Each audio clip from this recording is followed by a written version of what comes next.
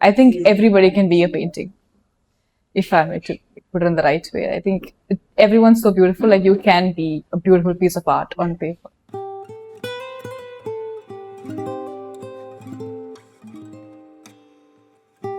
So I found you, actually, your exhibition in this cafe. So I also know that you paint, yes? Painting started very, very early for me. I think from the point where you start scribbling as kids, I think as old as that. And I think I was a very quiet child. So I used to be like, always been given like coloring books just to keep myself busy because I was kind of lazy. I wouldn't like run around like most kids. I would just rather be happy with my crayons in my book. So that's what I used to do mainly. And I think that just stayed for very long and I just got really used to it and I started liking painting. And thankfully I had a family that brought me the right resources to keep me going with this.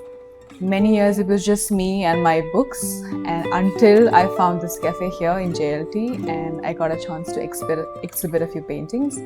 I think it's amazing to do that for yourself, like kind of realize something that you started in childhood right now. What you painted for the exhibition, what started that? What was your inspiration? So I had a word with Veronique with the kind of stuff that she'd want me to put up, and she said that she'd like something to involve around food. If I could draw bits of the cafe, that would be like even nice. Creative mind can be super huge, so having something to like bring it down to like some colors or bring it down to some aspect really gives you the ability to focus on what you want to put out. Because otherwise your mind is just really, really vast, right? And my first exhibition here was called Shades of Warmth. So it was all around colors of like blue, pink, brown, cream, very, very toned down colors, just that someone could keep in their house. And it had a lot of coffee in them, like all of them were coffee. Because I used to come here for coffee, so that's how I resonate with the cafe myself. What is painting for you? I think painting for me is my way of quieting the environment around me. Like I feel so therapeutic when I do it, and I feel like the moment I have my paint and my brush strokes with my hand, it just makes life a lot more calmer. It just tones my brain down. It doesn't matter on the output, but the fact that I'm able to like just sit down in that quiet non-screen time, I think that's very, very valuable to me. Like it really, really helps me.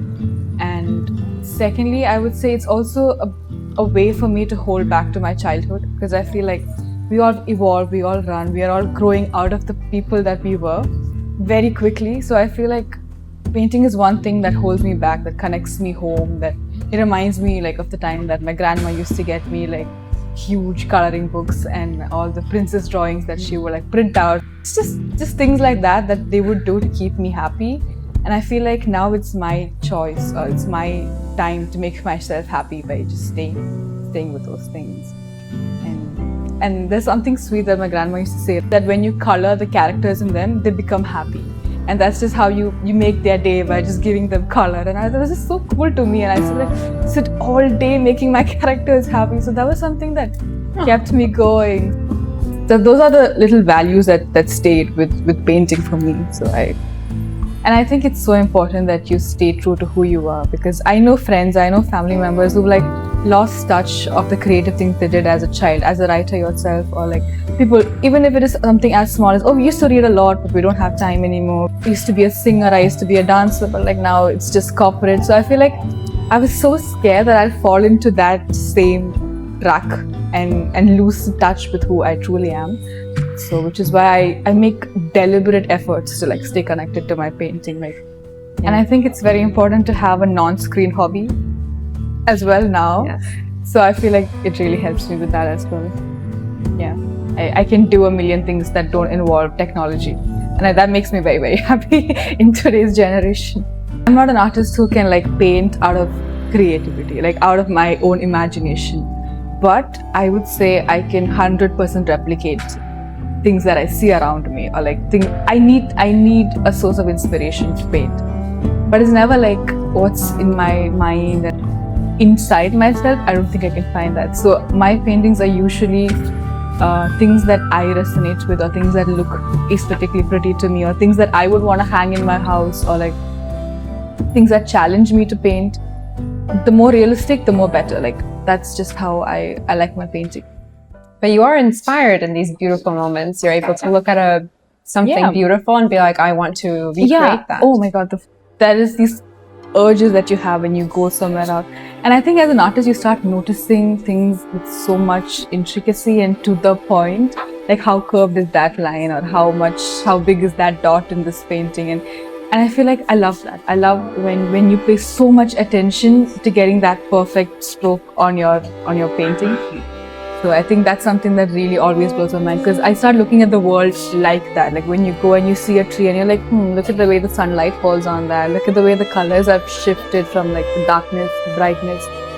The different ways you can portray that on paper. And I'm like, wow, like that is something that's like, I like the way my mind works when I think as an artist. I really like just being outside while you're painting and while you're actively creating helps you see the world in a different way. Yeah. You pay so much attention to like a leaf and what are you doing? And part of my brain is like, what are you doing? Just staring at a leaf for like so long. But like in my mind, I'm probably like noting every detail in it to like absorb that on paper. And I think I love that about when I do portraits, when I draw people. And it might be people I've seen every day, but the moment you sit down with the paper to replicate that onto papers, I think it's so intriguing because you notice so much in them that you probably have never noticed, like the way they have the way their eye crinkles when they smile, or the little wrinkles around their mouth, or like the tiny little facial features. That I think that's very beautiful, and I think it really helps me connect with someone when I paint them. I think you mentioned before you also paint for people, like gifts. I think it's something that you see every day when you just put it out on your walls or something, and subconsciously you just know like, okay, this person's there in your life, like, this thing is here. I think that's very beautiful. Yeah. Even if it's just a photograph of a person, when you put it up on a wall, it's just something that you always look, and maybe not consciously but subconsciously it's always in you that this person's present. And I think it's a nice way to show how much you mean to someone. Like I have this painting over here it's a wine glass, and it says proud. It's written proud on the wine glass. And it's one of my friends who's super ambitious. So it's like coffee for the mornings to make sure that you wake up to a grateful sunrise, and then a glass of wine to celebrate your little achievements for the evening. So I think that's something that's the kind of person she is. She celebrates everything in life. She's so grateful every morning. She sleeps every night with feeling so satisfied, so happy. So I couldn't think of anything better to like, for her to see and be proud of. Because if ever there's a day where she doesn't feel happy or proud, I think this should remind her that, hey, you did well today. Have a proud evening for yourself. Wow. Yeah. You really entered that space of noticing this amazing thing about her and just like painting it and giving it to her. Yeah, exactly. Putting that into picture it meant a lot, and she loves that. How do you notice these things about the people you're giving your paintings to, these little things that you feel like it's very them? I think it's important to have conversations with them, like to see what they like or the kind of person they are. I think everybody's different. Everyone's way of looking at life is different. What they want to be reminded of is different. I'm very intrigued to see how minds work, or like how people think, and what brought them here, what are they up to, what keeps them going. So I think it's these little details that I am able to like put it into a painting. Like I think everybody can be a painting if I were to put it in the right way. I think everyone's so beautiful. Like you can be a beautiful piece of art on paper, something special to someone.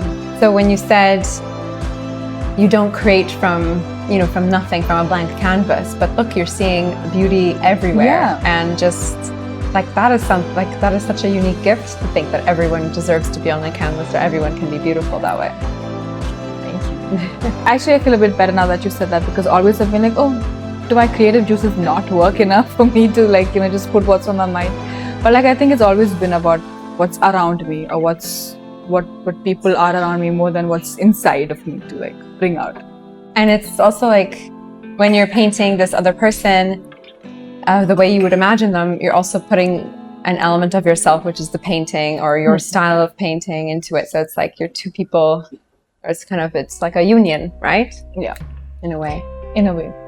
Exactly. You feel way more connected especially when you do a portrait, because you feel like you've seen all of their flaws now. You've seen every detail of their face or whatever you painted. That I feel like it is a great way to feel connected to someone. Yeah, you really put them in paper.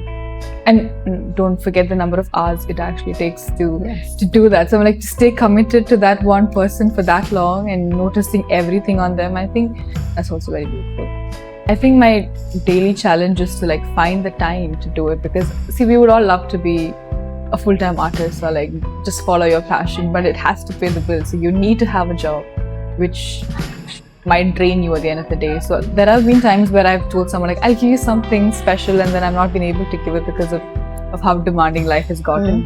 So that upsets me when that happens, and I'm like, I wish I could do this full time, but maybe not everyone has the privilege to just to do that. So when I see people who are like full-time artists, I'm super like interested, like, how did you get here? Like, how did you convince your brain to do this? Because sometimes that's all it takes. I feel like I could progress so much more in my art career if I didn't have a job, because all my focus would be on what I create. And I think that would speak volumes from what I'm able to like pull out in like few hours exhausted after work. So I think the quality of work would really differ.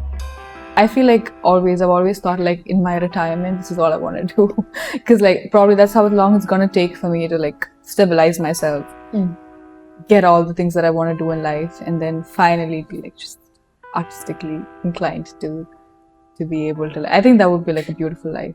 Beautiful way to end your life, probably, like a beautiful ending.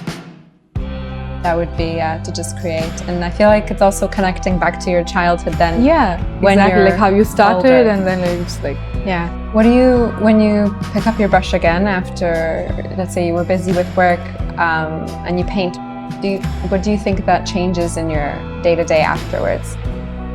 I think it really calms me down. I get a lot of anxiety at work, so I feel like when I start painting, it's a good way for me to now like just choose myself, take a break, and then everything afterwards is always better.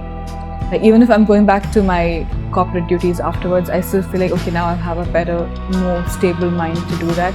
And I think that's why I also paint a lot like on the weekends, because that really keeps me going for the week.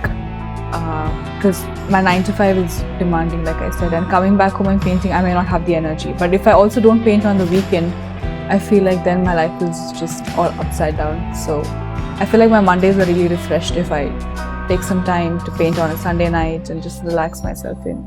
I definitely want this always to be a part of me. Like, well, I've always thought like if I was to lose some sense, what would I lose? And then I was like, I cannot lose sight, because I cannot lose sight. Do you have anything, I guess, to say to the audience about creativity, or anything you feel like you want out there? I feel like if you are blessed and talented and you are not creating, I do think you are doing the world a less favor. Like you're not doing it right. Like you should be out there putting this across. I felt this mainly like when Palestine war was happening, it's still happening with Gaza. And I was creating these paintings with the Palestine women and things like that. And I feel like it was nothing too loud, but I felt like when the world is wiping out a country and we are all just watching, I feel like as artists who write poems, who write stories, all of that was really loud.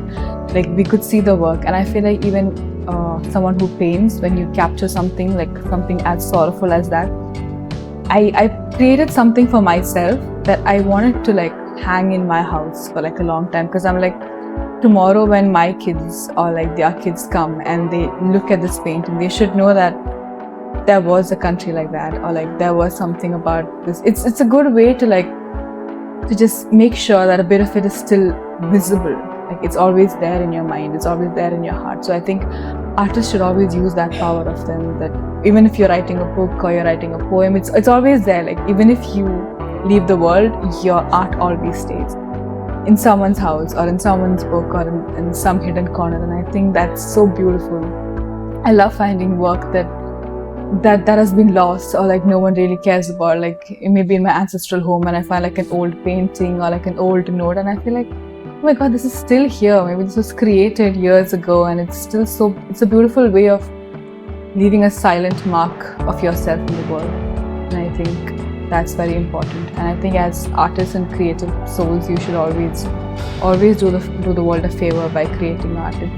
It's never enough. I don't think we have enough art out there. Yeah, I agree. I think it's like a very, like from what you said, a powerful tool to connect beauty through time, through wars, through like really difficult things that are happening. Yeah. I think it's a very beautiful way to connect people together. Very powerful. Yeah. And I think everyone should use that power. Yes. And I'm sure every human being is talented in some way or the other. You just haven't figured it out yet, or you probably like not paid enough attention to it yet. Or like, you know, I know so many friends of mine who we need to constantly assure, like, hey, you're good at this, you're good at that. But like to them, they're like, nah, I could never. But I'm like, you're already so good at this. You should just give this more time and just give yourself that space to create. And it'll always be good enough. I mean, you can be every type of creative, like even what you said at the beginning, where you feel like you don't paint from nothing, you paint by getting inspired by everything. And yeah, like there's no rule, right? Like anyone can create in any way. And look at you, you're working in corporate, you're not even you know, doing it full time, but you're still an artist inside and out. So yeah, I think it's very powerful for me. Like someone asked me, outside of your job, who are you outside of your job? And I think most people who are not connected with their talents or like their hobbies had nothing much to say, like my job is my identity. But I could be like, listen, if I lose my job tomorrow, I know what I'm gonna do. Or like if AI takes over, I know what I'm gonna do. Or like I still have something that I can hold on to the end of time. yeah. That